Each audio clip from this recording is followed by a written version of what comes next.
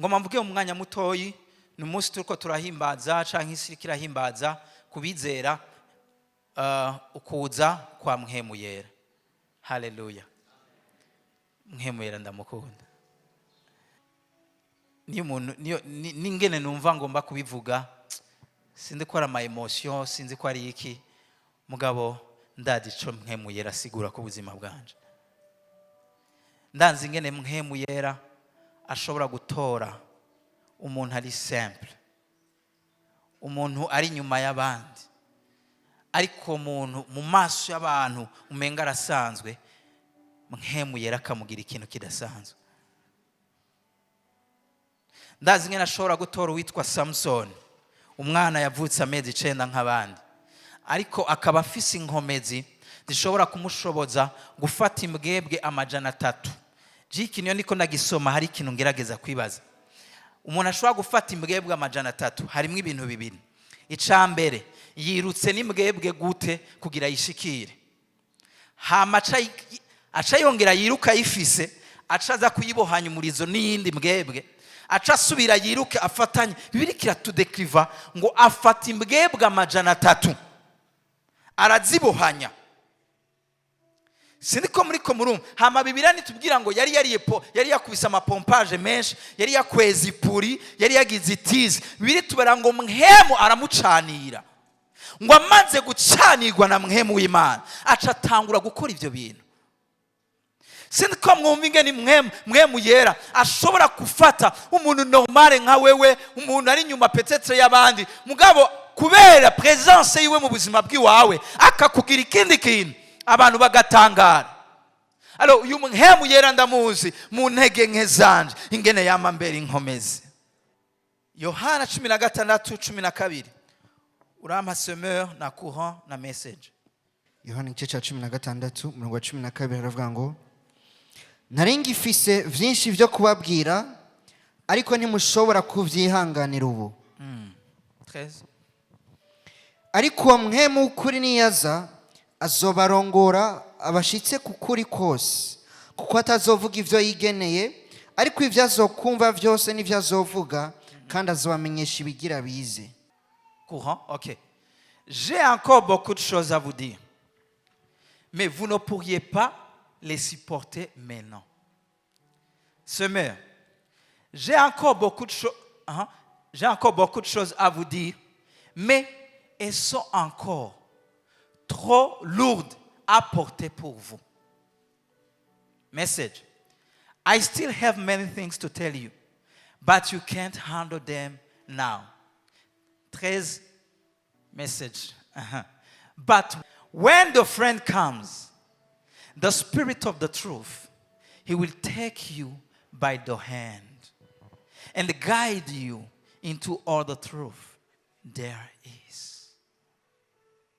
Akanashaka, when the friend comes, he will take you by the hand and guide you.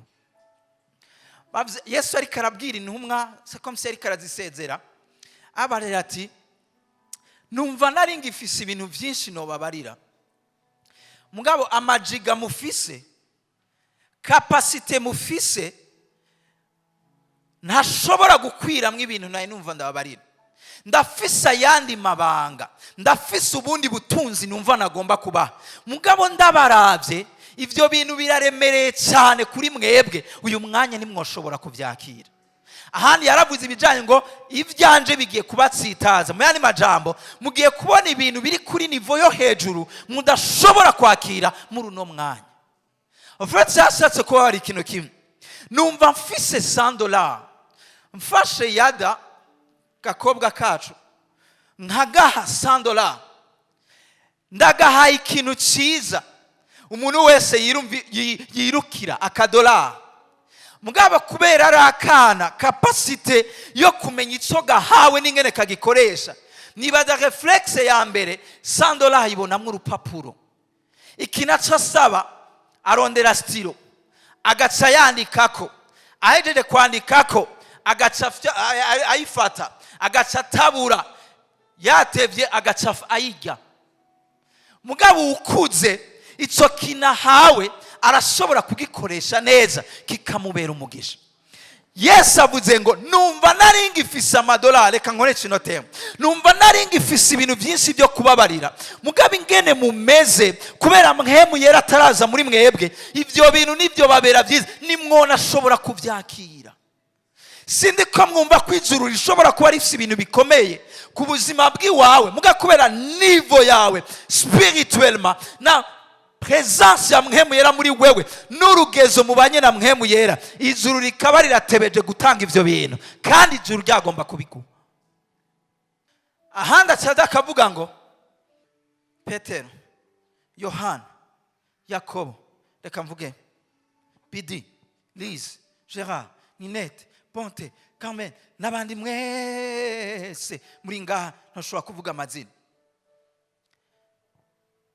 Narabigishije, twarajanye mu bikorano, narabahaye amateori menshi, n'igihe mutari mu bandi jewe narabigishije, ndabasobanurira, ndabagira ku muriri ikintu abandi ntigeze ndabasobanurira. Mufise amagenda menshi, mufise amakarne menshi, mufise amanotebook mu matelefone yanyu, mwaranditse teme pa Pasteur Lopez, pa Apotre Kevin, pa Pasteur Kanyanga, pa Pasteur, mwararonse amateori menshi, muzi ibintu byinshi nababariye, mugabo ndabasabye bijya bintu nababariye nibishobora kubabera ubuzima bw'ukuri, uwo Mpwemu Yera ataje. Rero pour plus de sécurité, genda murindire. Mwankunda ndabizi, mugabo iciza kuri mwebwe nuko nogenda.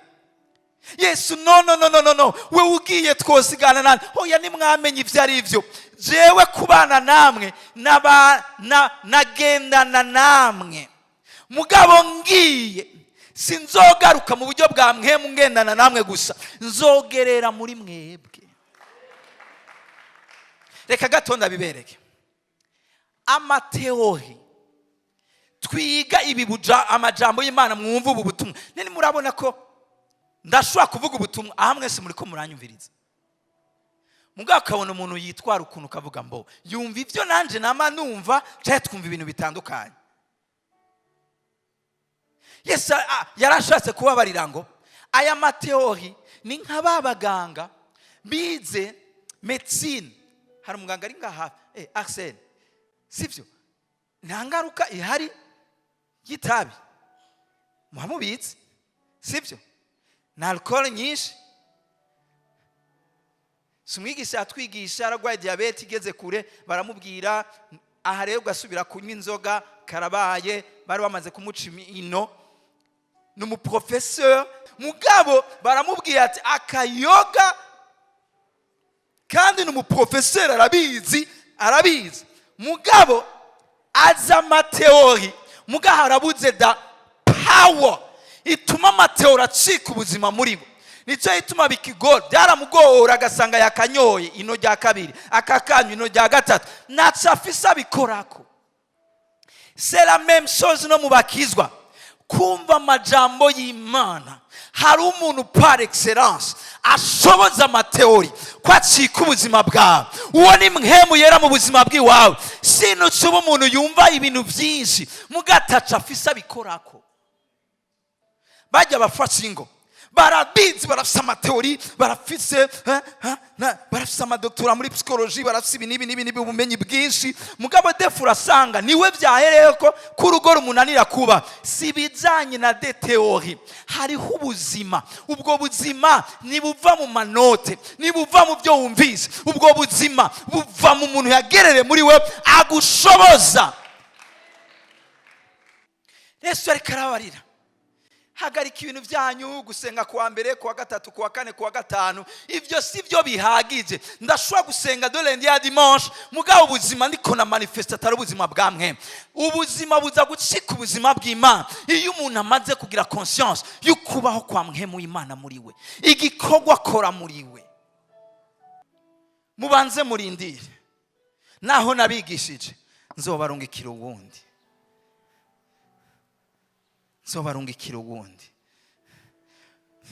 nzobarungikira uwundi. Uwo Mpwemu yararungitswe, uwo Mpwemu yaratanzwe ku bwawe, uwo Mpwemu hari igikorwa akora, uwo mpwemu hari igikorwa ahindura mu buzima bw'umwana w'umuntu. Abarundi bayamaze ngo iyakariye ntigata. Ngo naho uba wakijwe ngo iyakariye ntigata. Ngo n'umuntu mpwemu yera atarakondora neza. Iyo mpwemu yera amaze gufata volant, akafata control, agafata inganje, akaronka intebe y'inganje mu buzima bw'umuntu, iyakariye iragata. Le Saint-Esprit, ingabire twahawe. Nimunezerwe ko ngiye kugenda. Nimunezerwe ko ngiye, hari uwundi nzobarungikira. Uwo rero azoba muri mwebwe, hama acajana nawe. Iyo turiko turavuga ikintu gikorera muri wewe, ngoma mumva iki kintu. Parti zigize imodoka, sinibaza ko bateri arico gice kinini kurusha ibindi. Nivyo? Bateri y'imodoka niyo nini kurusha ibindi bintu. Ariko iri mu bintu indispensable bishobora gutuma imodoka itagenda. Ejo aho twari imodoka bateri yarabaye décharge, uragerageza urufunguruzo niyo ruri, wafyonze urukarkase ruri ngaho, nawe uri ngaho wize ibiharuro z'ibintu vyiza gose, uzi ibintu nyene, mugabo kanyanyanyanyanyanya wapi. Kibazo nikihe? Nakantu gatoyi kitwa bateri. Ndibaza mu bice bigize imodoka, imoteri siyo nini mu bwaguke cyangwa urebure, hari urukarkase, hari intebe nini, mugabo ni ikintu kiri indispensable. Nyemera ndakubwira ikintu kimwe, ubuzima bwawe ata mpwemu yera, kandi uwo mpwemu yera si uboneka, nugerera muri wewe. Mpwemu yera muri wewe, nawo ba warize, nawo buziki, ari indispensable mu buzima bw'iwawe. Ushaka kubaho ubuzima bw'Imana, mpwemu yera ari indispensable. Ubwirizwa kuba the friend. When the friend comes, mugenzi niyaza, bari kwavuga ngo uwo mugenzi azoba ari mpwemu w'ukuri, ngo azobafata ukuboko. Azobafata ukuboko. Azobafata ukuboko. Arabizi igituma yababariye. Ndashaka mu nkurikire, Yesu mwibuke aho hantu nyene yarababariye, muri mwisi mufise amarushwa menshi, kandi singiye kubadugana mu ijuru, ngiye gusenga data abarindire muri yo. Ariko nazobarindira hanze ya mpwemu wayo, azobarindisha mpwemu w'Imana. Uwo mpwemu rero niyaza, nimwamwemerera, apana ibintu byo kuza gusenga tu, apana ibintu byo nga kumenya your friend, kado iri special ijuru ryaturungikiye, ni mpwemu. Uwo rero niyaza, azobafata ukuboko. Uyu munsi ndagomba wemere kumuha ukuboko. Come on please. Ndagomba umuha ukuboko. Ndagomba umuha ukuboko. Kubijana mpwemu yera sinifuza ko ibyo bintu mutabimenya. No, niyo kado twahawe. Ngo azokwabira ku vy'Imana. Ngo kujya 1 Corinthiens 2:10. Ntawuzi ibiri mu muntu uretse mpwemu yiyo. Niko nta n'uwuzi ibiri mu Mana uretse mpwemu w'Imana. Rero uwo kwazi ibyo bintu araza, niyo ngabire twahawe, ngo adufate ukuboko. Ingo mwana,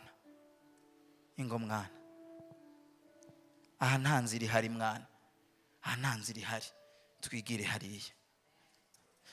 Aha nubwo wavyize kushobora, waravyize kandi uyarize karate, waravyize ko uyu muntu ushobora kumuduga kugasimbira hariya. Mugabo mwana, ndabibona uduze uza kududura urutwe.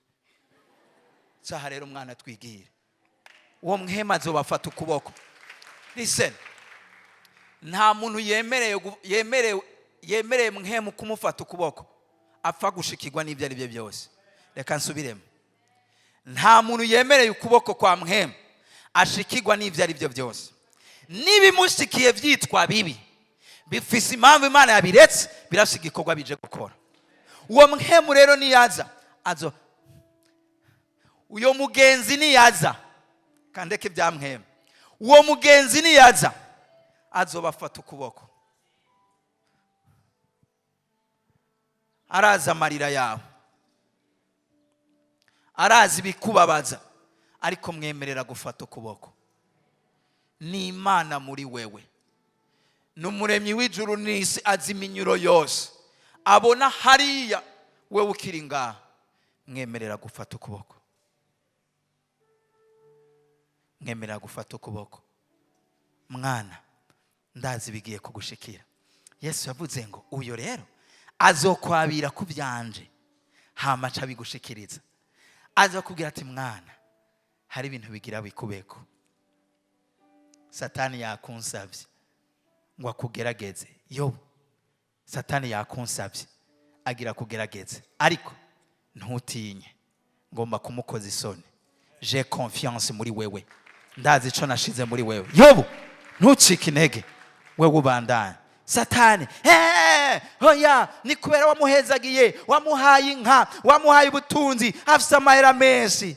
Imana ati mwana wanje, Satani yibaza ngo ni kubera ibyo naguhaye, ariko nyemerera tumukoze isoni, nyemerera ndagufata ukuboko.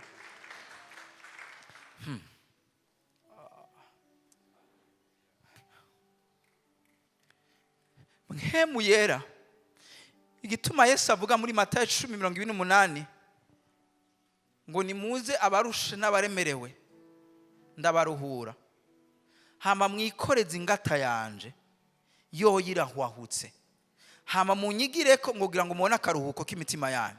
Murazi ikintu ari karavuga, muri mwisi bibaremera bizo ari byinshi, ariko ingogo yanje nubwo bucuti mufitaniye na Mpwemu Yera.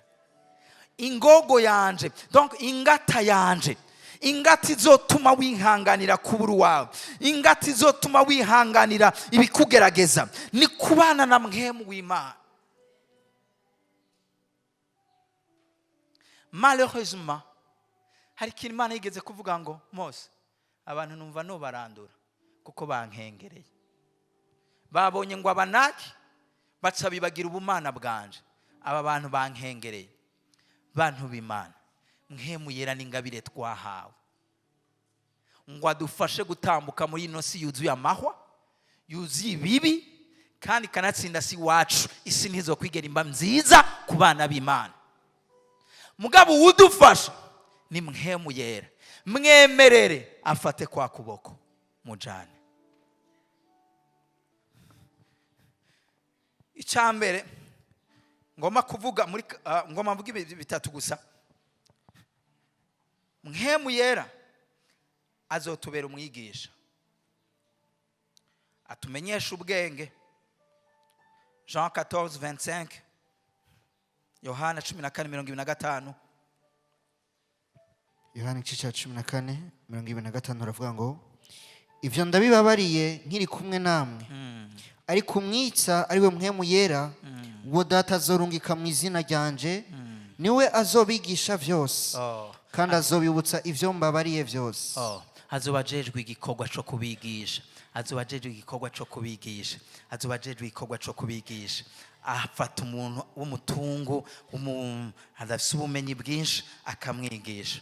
Kamwigisha ingene bubaka, kamwigisha ingene barera, kamwigisha ingene bakora, kamwigisha. Mpwemu Yera azobasiga igikorwa cyo kutwigisha, kandi si ibyo gusa, azona twibutsa. Murazi muri kimwe kigize umwana w'umuntu, ubuzima bw'umwana w'umuntu, kwibagira biriyo, kwibagira birimo. Ndaza abantu benshi, Mana niwankorera bijya bintu, nzohagarara imbere y'ishengero, nzogushikanira shinga intahe. Imana imaze kubikora rimwe, kavuga nta nzobikora. Umwana w'umuntu biroroshe ko yibagira, ariko azobibutsa n'ivyo nababariye. Cya kabiri, azoba umukonseye, umuhanuzi. Iki ngoma na gitebeko gato. La plupart y'aba leader bakomeye mu isi yose, yaba bakuru b'ibihugu, yaba ba ministre, yaba barongozi b'ama entreprise, yaba barongozi b'amashengero, sibo bakomeye, sibo bafise ubwenge bwinshi. La plupart y'abantu bakomeye bafise abakonseye beza. iyo mubona ngo iki gihugu ngo kiriko kiratera imbere ngo ujya mu perezida vraiment ngo ariko arakora ibidasanzwe, urashobora no gusanga amaporcentage menshi y'ibyo ariko arakora atari wabizana, yemera ibyo bazanye amakabiha umurongo, mugabo ugasanga abakonseye afise ni n'abajeni bararota ntibaryama, aribo bafata ingingo. Ama entreprise atera imbere si umurongozi gusa, n'abakonseye afise. Mpwemu yaravuze ko azoba umukonseye, umukoci uza akakugira inama, ashatse kubarira ngo mwisi muzokwama muri confusion, muga jewe ndahari nzobabera umukonseye abagira inama. Le problème, umwana w'umuntu yagombye kuba muri independance, kandi Imana yagomba ko tuguma muri dependance y'Imana.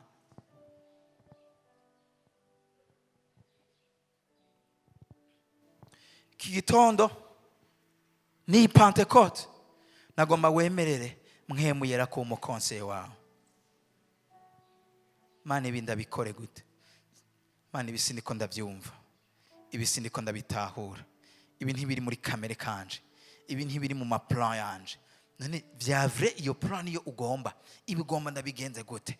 Holy Spirit, Mpwemu Yera ngira inama. Iki cyumviro ko ndakironse kandi nkambona logiquement umengo sico nicumvikana. Mpwemu Yera wumva ugomba ndabigenze gute? Imana iri kirarondera kwa abana bayo bagaruka guconsulta le Saint-Esprit, ingabire twahawe.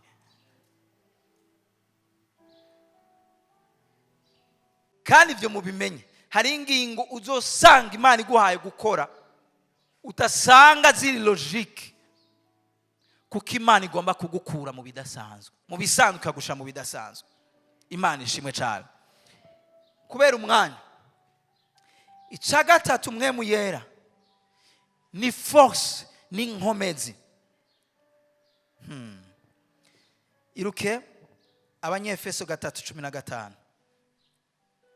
Abanyefeso igice cya 3 murongo wa 15 haravuga ngo kamere kuri 14, nico gituma mfukamira data wa twese w'imiryango yose yo mu ijuru niyo mu isi yitirirwa, ngo abahe nk'uko itunga ry'ubwiza bwiwe riri, kuremeshwa n'ubushobozi imbere mu mitima mubihawe na Mpwemu wiwe. Subiramo kandi. Ngo abahe nk'uko itunga ry'ubwiza bwiwe riri, nk'uko itunga ry'ubwiza bwayo riri.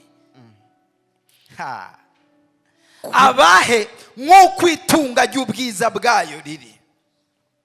Mu Baheburayo iyo turiko turavuga glory canke gloire canke ubwiza bw'Imana, insiguro mu Giheburayo sico kimwe.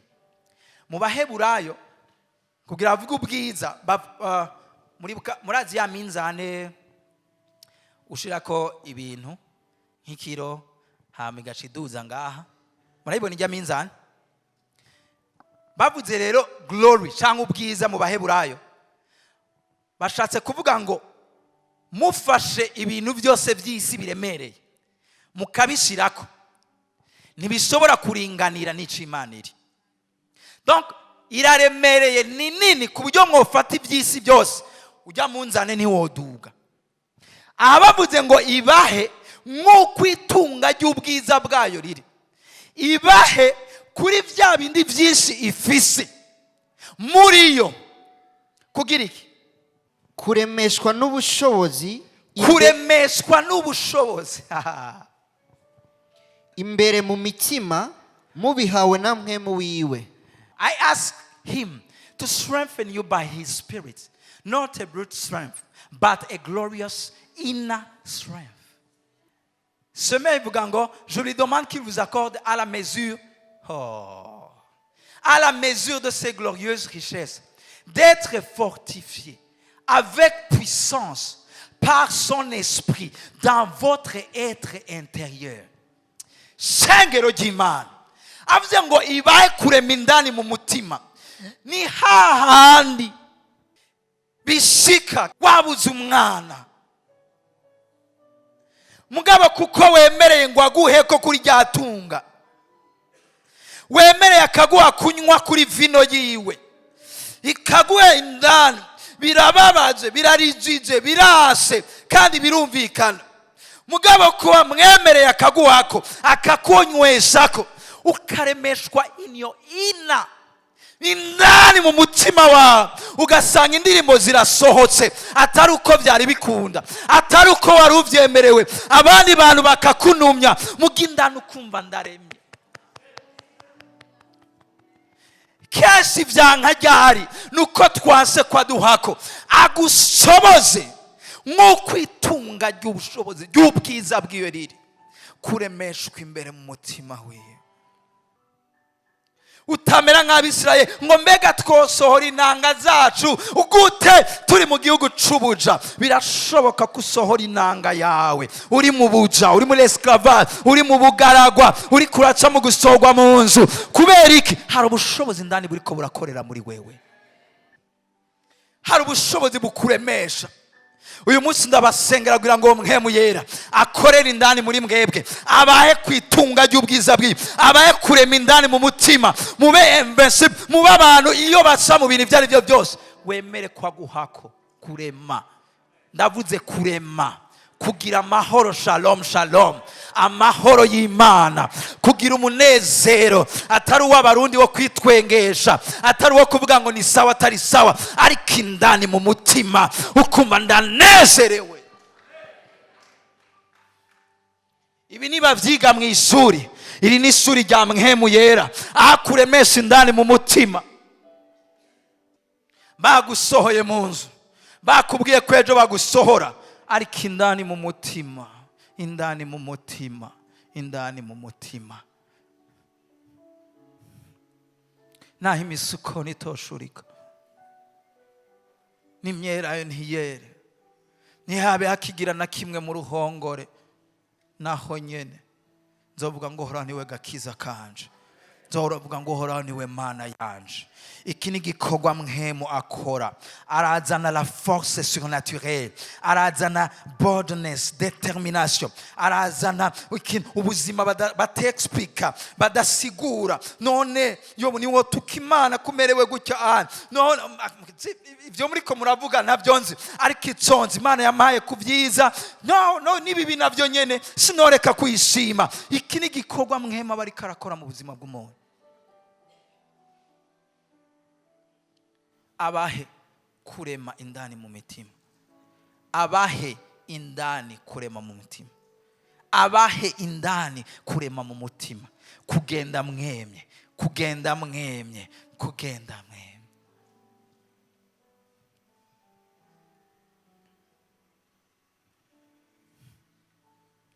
Mpwemu w'Imana yaje,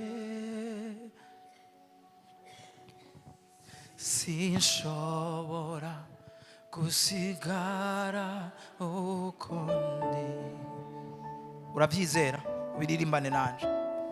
Mpwemu w'Imana yaje, sinshobora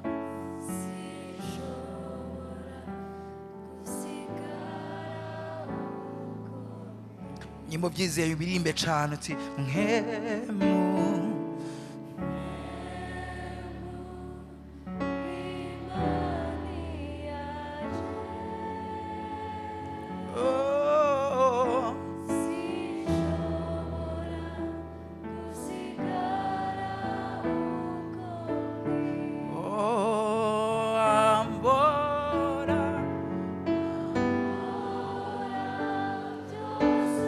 byari bimboshe,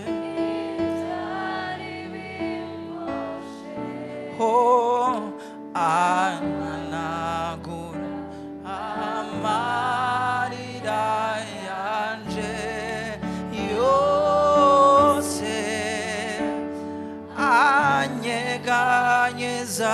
byose, ibyari ndabyizeye. Sinshobora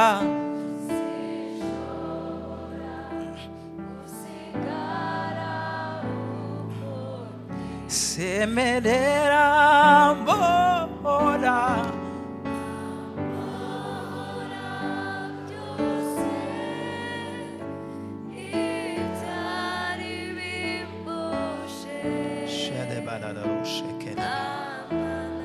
amarira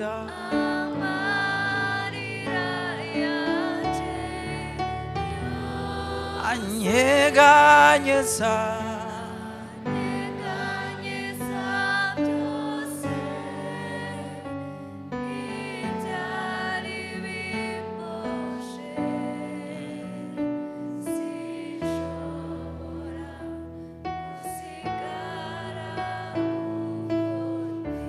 abahe kurema indani mitima yanyu indani mubiheshwa na Mpwemu indani, hamwe atagishobora kubanyiganyiza, hamwe atagishobora kubatuma mutakaza ubwenge, mutakaza imitima, mwangara hanze. Ndagomba ko ndabaremesha indani mu mutima. Iki nicyo Yesu yabwiye ba Petero, nimurindire, ndabizi nimwatangura kunkorera bazobabohera ku mashevari babakurute, bazobabamba, bazobagira ibintu bibabaje cyane, ariko kubera muzoba mwararindiriye Mpwemu azobaremesha mu mutima.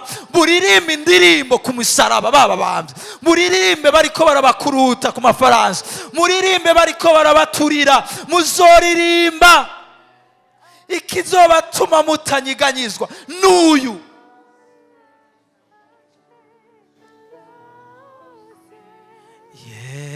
Yesu.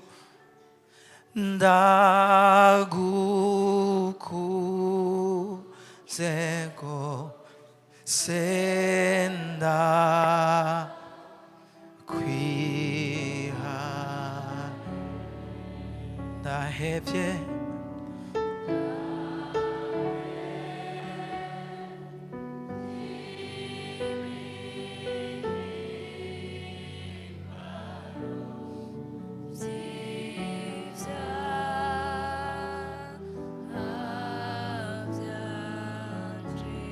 oh niwe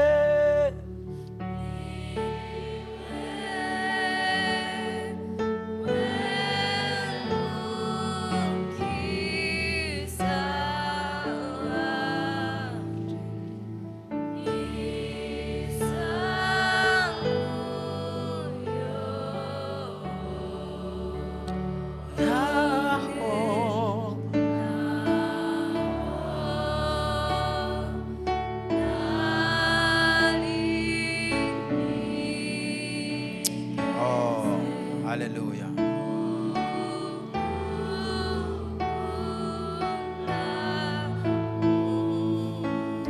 Tuti ninashika maze mu rugo kwa data,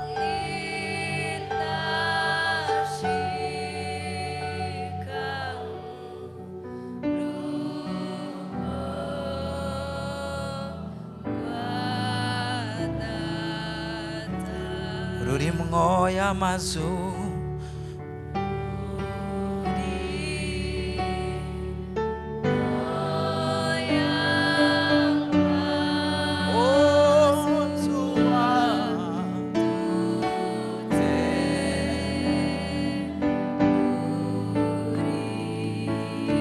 jewe nzunama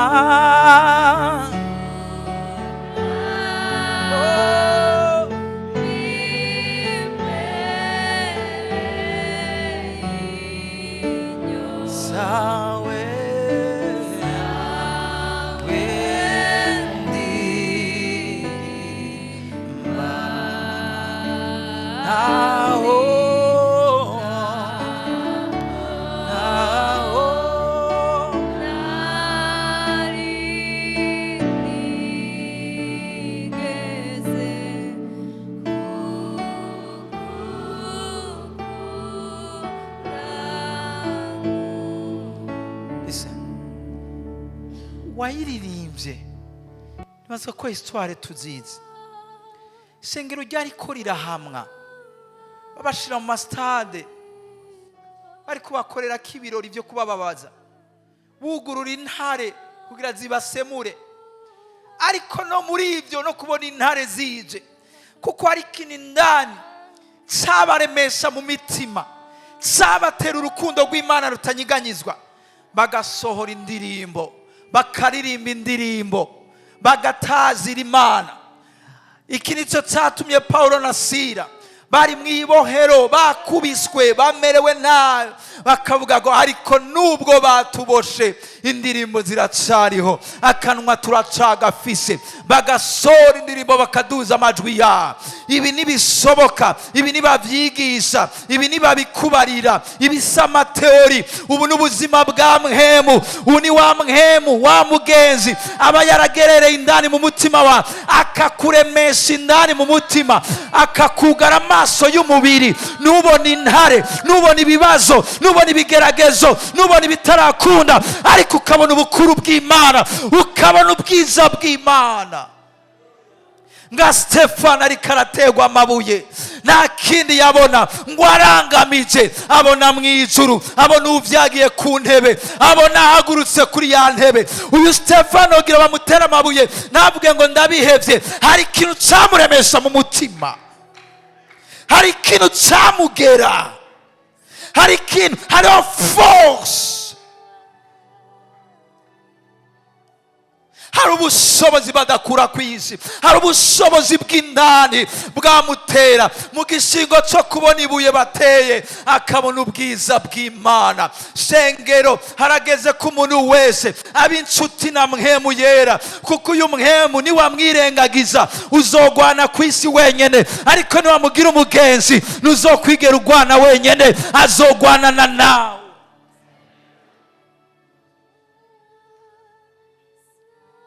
Hari agacerere kazoza, hari ituze rizoba mu mutima wawe. Nubwo imifundi izoba ihari, usanga uri kurasohora ngo amahoro yesama aruta yonari. Narinda yazi mu biryoshe ariko no mu bikomeye. None nge ndahabona kuko nize kwizera. Hari amahoro azotemba muri wewe. Ndiko ndarangiza. Ubu bushobozi buremesha umuntu mu mutima, ubu bushobozi bukoresha. Mubone igicapo ca baraje, mubone igicapo ca baraje, aho hari amamoteri yakira amazi yose asukwa ahantu. Ayo mazi izo moteri akaba arizo ziproduiza umucanwa, electricity, ari bwo bushobozi. Nimubone Mpwemu Yera muri wewe, nk'umugenzi wawe, nk'umukonsulta ukonsulta, nk'umufriend umugenzi wawe. Umubone nk'umuntu aguha indani kurema mu mutima, aguha indani kunezerwa mu mutima, aguha indani kuririmba no mu bigeragezo, aguha indani gutambira Imana no mu bigeragezo, aguha indani kumanika ibiganza, aguha indani kuvuga ngo uhoraho aracari Imana no mu bihe bikomeye.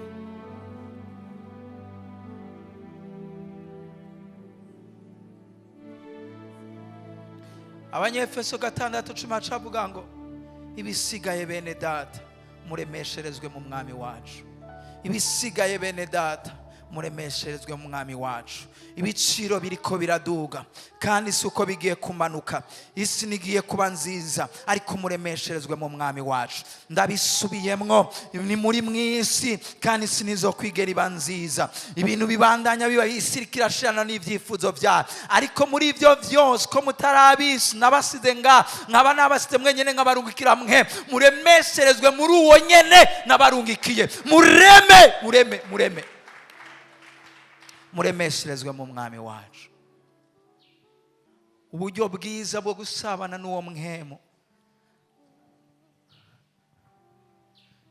turabona mu Banyefeso 5:17 kumanuka, kuririmba amazaburi, amatazirano y'ibya Mpwemu.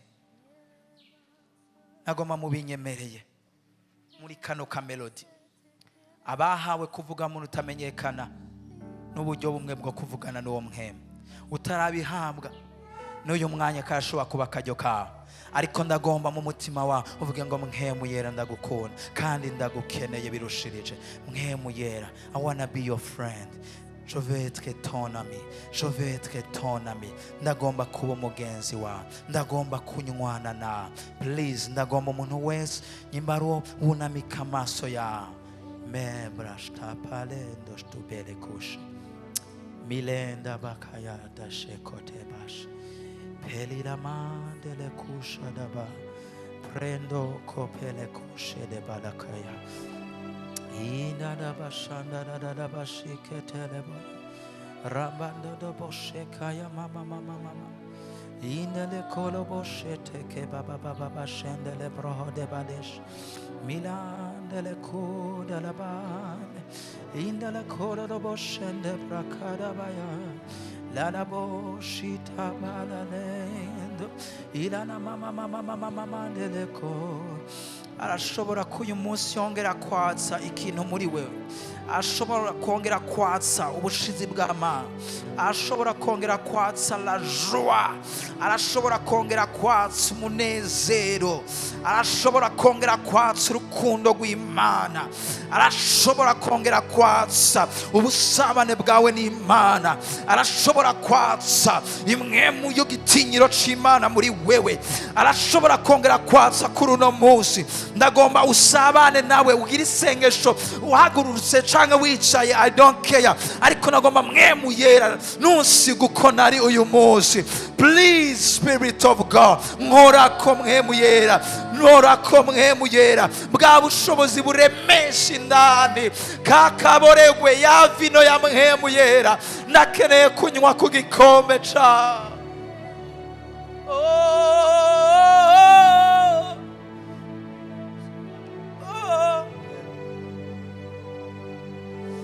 yeah. Elebo delle caste belle hoi di can. Hamalendo stupakale le bosha. Arashobora kongera kwatsa muri wewe itara ryo gukunda Imana no kwirondera. Arashobora kongera kwatsa, arashobora kongera kwatsa, arashobora kongera kwatsa muri wewe ikintu kidasanzwe. Jesus,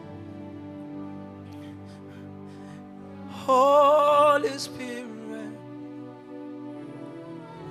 Holy Spirit, touch me. Holy Spirit, Holy Spirit, touch me, touch me.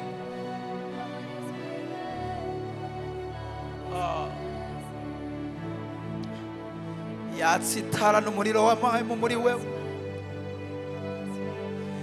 Akureho gukanya mu buryo bw'Impwemu, yatsitara muri we.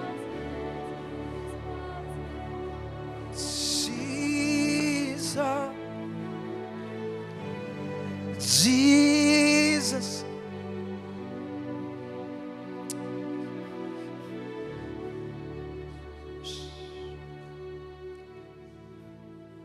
ndashobora gusaba ugashira ikiganza cawe ko gikiriza. Kiri isengesho uti Mpwemu Yera, cane gose uti Mpwemu Yera, cane gose uti Mpwemu Yera, umufasha wanje uyu munsi ndatanze imihoho ku gukora jenyene. Ndakwemereye uzukorane nanje, unkoreshe nanje nemere. Ndaciye bugufi mu mutima, ndagomba ufata ukuboko. Mu myaka ndakuze, ariko mu Mpwemu sinibwira ko nkuze. Ndaguhaye ukuboko, mfata unjana aho ugomba, umbwira ivyo ugomba. Mpwemu Yera, bwa bushobozi bwawe buremesha umuntu indani nibwo nimitse, bugende bumforesha. Urakoze Mpwemu Yera, ko ntasigara uko narindi mu izina rya Yesu, amen.